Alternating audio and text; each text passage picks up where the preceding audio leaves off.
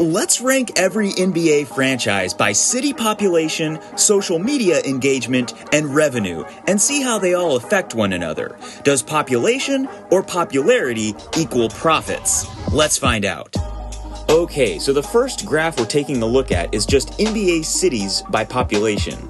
Now, we're using the Nielsen Media Market data from last year, so this is pretty up to date, and it's basically just the population of the city that each NBA team is in, plus the surrounding suburbs and adjacent towns, because for the purposes of counting an NBA team's market of potential fans, it doesn't really make much of a difference if a person lives within the city limits or in the next suburb over.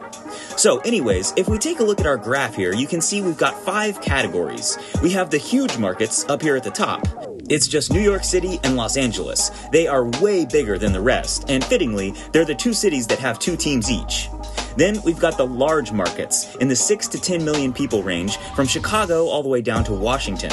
Then it's the medium markets from 4 to 6 million people, Boston down to Orlando, and then the small market teams from 2 to 4 million people, Sacramento down to San Antonio. And then finally we have the tiny markets. Of course, this is all relatively speaking, but these markets have 1 to 2 million people. Milwaukee, Oklahoma City, Memphis, and finally New Orleans is our smallest market in the NBA. Alright, so that's all well and good, but the thing is, in this day and age, you don't necessarily need to be in a big market to have a lot of fans. People around the country and around the world can be a Bucks fan, for instance, whether they live in Milwaukee, Wisconsin or not. So I wanted to figure out which teams have the most fans regardless of their market population. So we're going to social media. Twitter, Instagram, TikTok, how many followers does each team have on each platform? Now, admittedly, this is not a perfect analog for how many total fans each franchise has in real life, but I think it does a fairly decent job of filling in some of the gaps to indicate which teams are more or less popular, broadly speaking. Okay, so right off the bat, we have some interesting takeaways. The Warriors and Lakers tower over every other team. Not entirely surprising, but it's just the magnitude with which they dominate social media that's jarring. Then we have the Cavaliers in third, which is also pretty surprising. I would attribute that more to the LeBron era than the current Cavs era. Then some iconic franchises, the Bulls, Celtics, and Heat. And then the rest of the top 10 is Rockets, Thunder, Bucks, and Spurs. So first off, there doesn't seem to be much of a correlation between city population and social media following. The Knicks, for instance, are all the way down in 14th. Instead, there's something that 9 of the top 10 franchises all have in common: championships. All of the top 10, other than the Thunder, have won a championship in the last 30 years. Now, maybe going back 30 years is a bit of a reach, I don't know, but it seems like more than just a coincidence to me. In fact, the only NBA champions from the last 30 years that are not in the top 10 are the Mavericks in 13th, the Raptors in 16th, and then the Pistons, who are interestingly all the way down in dead last. Another thing that sticks out to me is the Jazz, who dominate on TikTok. I can't really figure that one out, unless the team just really prioritizes TikTok more than other teams.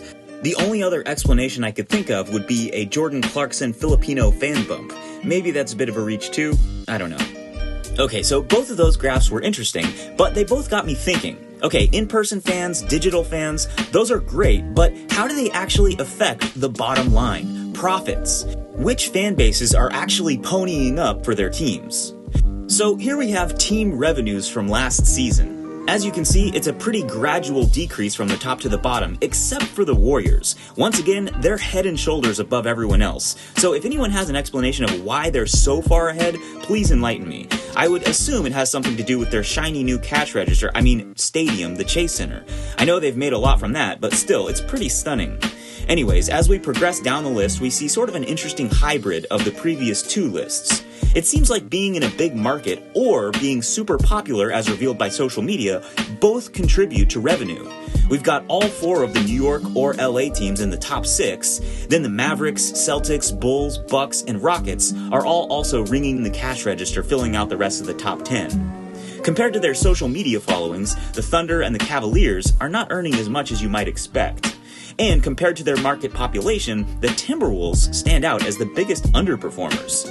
And then the other interesting thing about this graph, like I mentioned before, is the gradual decline from the top to the bottom. That's because the league has profit sharing, meaning the highest earning teams like the Lakers and Knicks redistribute some of what they earn to the bottom tier earners like the Pacers, Pelicans, and Hornets. So Michael Jordan is basically getting paid millions of dollars a year by James Dolan and the Buss family just for owning the Hornets. Pretty sweet gig. Okay, so I found all of those graphs to be enlightening, but what I wanted to look at next was how those three data sets, market population, social media following, and revenue, all are related to one another. Just how much does population lead to profit? Or is being popular online more profitable? Let's find out. Okay, so the first comparison we have is between city population and social media following. Do the big market franchises have the biggest followings online? Well, in short, the answer is no. The relationship is the weakest we're going to look at. You can see the trend line there in gray with an R-squared of just 0.07. The worst offenders are the Knicks, Nets, and Clippers. Despite their huge markets, the teams have a relatively pedestrian social media presence. And then once again, we have the Lakers and Warriors towering over everybody else. But let's zoom in here on the rest of the pack. You can see the teams with the worst engagement online relative to their city populations are at the bottom, like the Wizards, Pistons, and Hawks. And then on the top, we have the teams that are popular online relative to their population, the Cavaliers, the Heat, the Celtics, the Rockets, and the Bulls. And then we have this trio of popular small market teams, the Thunder, the Bucks, and the Spurs. Okay, moving on, next we're going to use city population again, but this time we're going to compare it with revenue.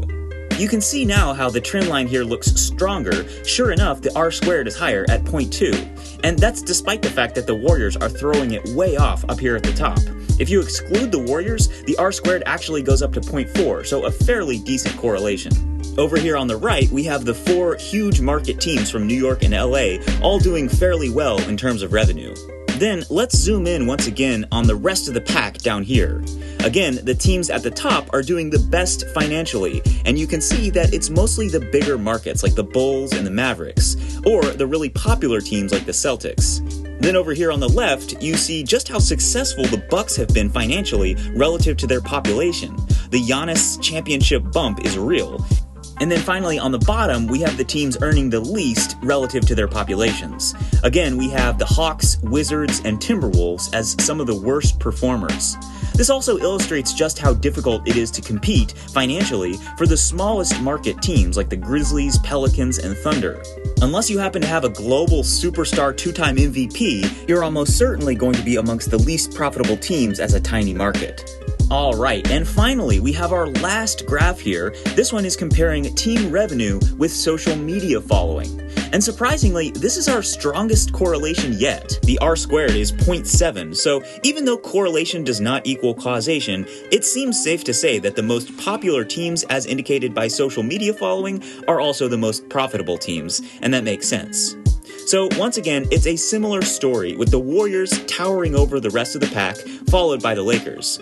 But after those two, we can zoom in on the rest here, and you can see the outliers like the Knicks, Nets, Clippers, and Mavericks, who are highly profitable despite their underwhelming presence on social media. And then on the right, we have the Cavaliers, who are the opposite, underwhelming profitability despite their large following online. And then you have the rest of the teams clustered down here at the bottom. You can see the Pacers peeking out down there as the least profitable team last season. Okay, so that's it. Our three data sets for the 30 NBA franchises: market population, social media following, and profitability. At first, I wanted to just compare NBA markets in terms of population, but then I kept getting pulled down different rabbit holes until we ended up here. I was fascinated by the correlations between the three data sets, especially how strong the correlation was between a team's social media following and its profitability. If you think there are other related factors that could be compared with these, let me know and we can continue to compare and contrast. Or if you have any other thoughts or explanations on these graphs, let me know in the comments. Otherwise, thanks for tuning in to NBA Recap.